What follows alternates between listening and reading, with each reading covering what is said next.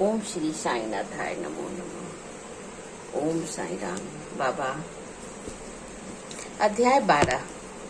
काका महाजनी, धुमाल वकील, श्रीमती निमोनकर, नासिक के मूल्य शास्त्री, एक डॉक्टर के द्वारा बाबा की लीलाओं का अनुभव का इस पाठ में वर्णन किया गया है।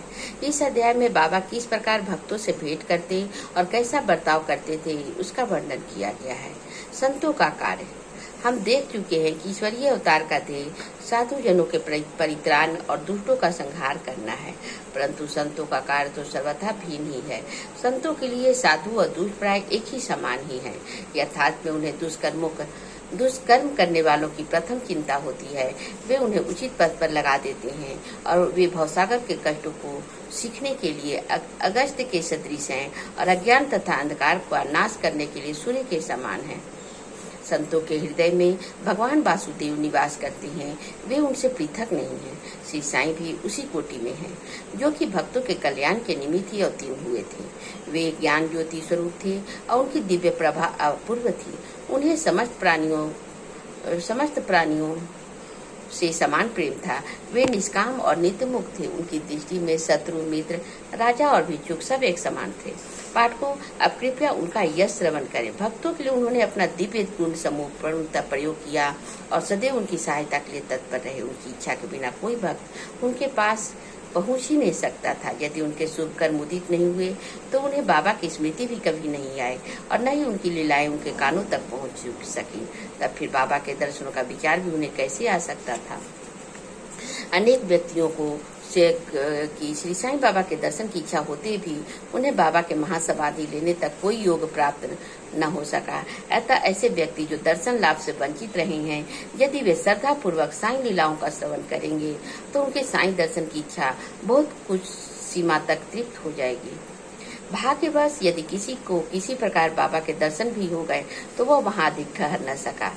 इच्छा होते हुए भी केवल बाबा की आज्ञा तक ही वहां रुकना संभव था और आज्ञा होते यह स्थान छोड़ देना आवश्यक हो जाता था। अतः यह सब उनकी शुभ इच्छा पर ही अवलंबित था। काका महाजनी। एक समय काका महाजनी बम्बई से सिटी पहुंची। उनका विचार एक सप्ताह ठहरने और गोकुल अष्टमी में उत्सव सम्मिलित होने के था। दर्शन करने के बाद बाबा ने उनसे पूछा, तुम कब वापस जाओगे? उन्होंने बाबा को इस प्रश्न का आश्चर्य हुआ। उत्तर देना तो आवश्यक ही था, इसलिए उन्होंने कहा जब बाबा आज्ञा दें। बाबा ने अगले दिन जाने को कहा। बाबा के शब्द कानून थे जिनका पालन करना नितांत आवश्यक था। काका महाजनी ने तुरंत ही प्रस्थान किया। जब वे बम्बई में अपने ऑफिस में पहुंचे तो उन्होंने अपने सेठ को अति उत्सुकता पूर्वक प्रतीक्षा करते पाया। मुनीम के अचानक ही अस्वस्थ हो जाने के कारण काका की उपस्थिति अनिवार्य हो गई थी। सेठ ने सीधी को जो पत्र काका के लिए भेजा था वह बम्बई के पते पर उनके वापस लौटा दिया गया। भाव साहब धुमाल। अब एक विपरीत कथा सुनिए। एक बार भाव साहब धुमाल एक मुकदमे के संबंध में निफाड़ के न्यायालय को जा रहे थे। मार्ग में शिरडी उतरे। उन्होंने बाबा के दर्शन किए और तत्काल ही निफाड़ को प्रस्थान करने लगे, परंतु बाबा की स्वीकृति प्राप्त न हुई। उन्होंने शिरडी में एक सप्ताह और रोक लिया। इसी बीच वे निफाड़ के न्यायाधीश उदर पीड़ा से ग्रस्त हो गए और इस कारण उनका मुकदमा किसी अगले दिन के लिए वापस बढ़ाया गया। एक सप्ताह बाद भाव साहब को लौटने की अनुमति मिली। इस मामले की सुनवाई कई महीनों तक और 4 न्यायाधीशों के पास हुई। फलस्वरूप धुमाल ने मुकदमे में सफलता प्राप्त की और उनका मुवक्किल मामले में बरी हो गया। श्रीमती निर्मोनकर।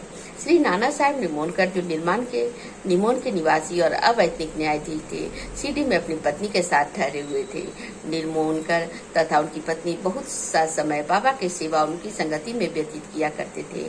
एक बार ऐसा प्रसंग आया कि उनका पुत्र बेलापुर में रोग से पीड़ित हो गया।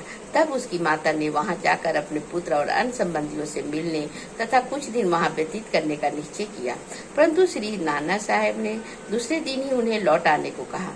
वे असमंजस में पड़ गईं कि अब क्या करना चाहिए, परंतु बाबा ने सहायता की। शिरडी से प्रस्थान करने के पूर्व वे बाबा के पास गईं। बाबा साठेवाड़ा के समीप नाना साहब और अन्य लोगों के साथ खड़े हुए थे। उन्होंने जाकर चरण वंदना की, अब प्रस्थान करने की अनुमति मांगी। बाबा ने उनसे कहा, शीघ्र जाओ, घबराओ नहीं। शांत चित्त से बेलापुर में 4 दिन सुख पूर्वक रहकर सब संबंधियों से मिलो और तब शिरडी आ जाना। बाबा के शब्द कितने सामायिक थे। श्री निमोनकर किया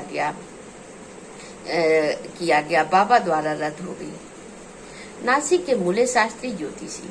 नासिक के एक कर्मनिष्ठ अग्निहोत्र ब्राह्मण थे जिनका नाम मूल्य शास्त्री था। इन्होंने 6 शास्त्रों का अध्ययन किया था, ज्योतिष तथा सामुद्रिक शास्त्र में पारंगत थे।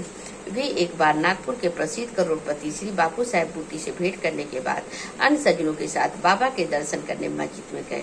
बाबा ने फल बेचने वाले से अनेक प्रकार के फल और अन्य पदार्थ खरीदे और मस्जिद में उपस्थित लोगों से उनको वितरित कर दिया। बाबा आम को इतनी चतुराई से चारों ओर से दबा देते थे कि चूसते ही संपूर्ण रस मुंह में आ जाता था तथा गुठली और छिलका तुरंत फेंक दिया जा सकता था। बाबा ने केले छिलकर भक्तों में बांट दिए और उनके छिलके अपने लिए रख लिए। हस्तरेखा विशारद होने के नाते मूल्य शास्त्री ने बाबा के हाथ का परीक्षण करने की प्रार्थना की, परंतु बाबा ने उनकी प्रार्थना कोई ध्यान न देकर उन्हें 4 केले दिए। इसके बाद सब लोग वाड़े को लौट आए। अब मूल्य शास्त्री ने स्नान किया, पवित्र वस्त्र धारण कर अग्निहोत्र आदि में लुट गए। बाबा भी अपने नियमानुसार लेंडी को रवाना हो गए। जाते जाते उन्होंने कहा, कुछ गेरू लाना, आज भगवा वस्त्र रंगेंगे। बाबा के शब्दों का अभिप्राय किसी को समझ में न आया। कुछ ही समय के बाद बाबा लौटे। अब मध्याह्न बेला की आरती की तैयारियां प्रारंभ हो गई। बापू साहेब जोग ने मूल्य से आरती के साथ करने के लिए पूछा। उन्होंने उत्तर दिया, वे संध्या के समय बाबा के दर्शन को आएंगे। तब लोग अकेले ही चले गए।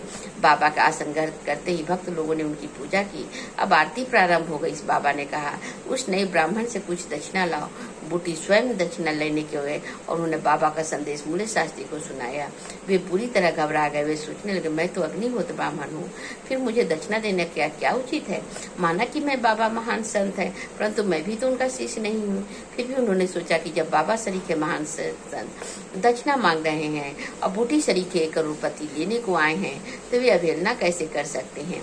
इसलिए वे अपने कीर्ति को अधूरा ही छोड़कर तुरंत बूटी के साथ मस्जिद को गए। वे अपने को शुद्ध और पवित्र तथा मस्जिद को अपवित्र जानकर कुछ अंतर से खड़े हो गए और दूर से ही हाथ जोड़कर उन्होंने बाबा के ऊपर पुष्प फेंके। एकाएक उन्हें देखा कि बाबा के आसन पर उनके कैलाशवासी गुरु ढोलक स्वामी विराजमान है। अपने गुरु को वहां देखकर उन्हें महान आश्चर्य हुआ। कहीं यह स्वप्न तो नहीं है, यह स्वप्न नहीं है, मैं पूर्ण जागृत हूँ। परंतु जागृत होते हुए मेरे गुरु महाराज यहाँ कैसे आ पहुँचे। कुछ समय तक उनके मुंह से एक शब्द भी न निकला। उन्होंने अपने को चिकोटी ली, पुनः विचार किया, परंतु वह निर्णय न कर सके। कैलाशवासी ढोलक स्वामी मस्जिद में कैसे आ पहुँचे। फिर उनका सब संदेह दूर करके वे आगे बढ़े और गुरु के चरणों में हाथ जोड़कर स्तुति करने लगे। दूसरे भक्त बाबा की आरती गा रहे थे, परंतु मूल्य शास्त्री अपने गुरु के नाम से ही गर्जना कर रहे थे। फिर सब जाति पाति की अहंकार तथा पवित्रता का कल्पना त्याग कर वे गुरु के चरणों पर पुनः गिर पड़े। उन्होंने आंखें मूंद ली, परंतु खड़े होकर जब उन्होंने आंख खोली तो बाबा को दक्षिणा मांगते हुए देखा। बाबा का आनंद स्वरूप और उनके अनिर्वचनीय शक्ति मूल्य शास्त्री आत्मविस्मृत हो गए। उनके हर्ष का पारावार न रहा। उनकी आंखें अश्रुद्ध पूरित होते हुए प्रसन्नता से नाच रही थी। उन्होंने बाबा को पुनः नमस्कार किया और दक्षिणा दी। मूल्य शास्त्री कहने लगे, मेरा सब संशय दूर हो गया। आज मुझे अपने गुरु के दर्शन हुए। बाबा का यह अद्भुत लीला देखकर सब भक्त मूल्य शास्त्री से द्रवित हो गए। घेरू लाओ, आज भगवा वस्त्र रंगेंगे। बाबा के इन शब्दों का अर्थ अब सबको समझ में आ गया। ऐसी अद्भुत लीला श्री साईं बाबा की थी। डॉक्टर, एक समय एक मामलतदार अपने एक डॉक्टर मित्र के साथ शिरडी पधारे। डॉक्टर का कहना था कि मेरे इष्ट श्री राम हैं, मैं किसी यवन के मस्तक न नमाऊंगा, अतः वे शिरडी जाने से में असहमत थे।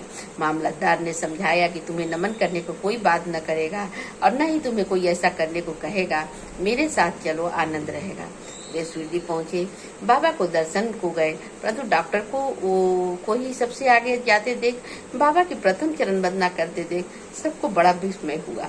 लोगों ने डॉक्टर से अपना निश्चय बदलने और इस भांति एक यवन को दंडवत करने का कारण पूछा।